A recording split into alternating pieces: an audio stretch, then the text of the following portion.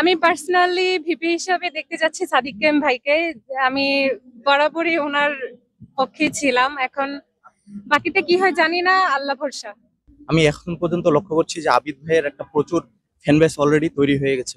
এতদিন দেখতেছিলাম যে শিবির বা সাদিক কাইম ভাইয়ের একটা মানে প্রচুর নাম শোনা যেত।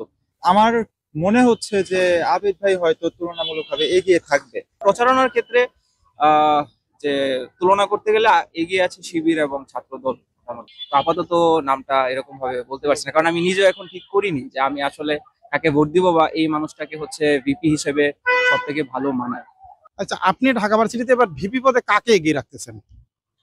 এটা তো বলতে পারছি না কে জয়ী হবে। অ্যাকচুয়ালি আমাদের অনেক বন্ধু বান্ধব ক্লাসমেট সবাই দাঁড়িয়েছে। এখন যে অ্যাকচুয়াল বেশি ভোট পাবে অবশ্যই সেই তো জয়ী হবে।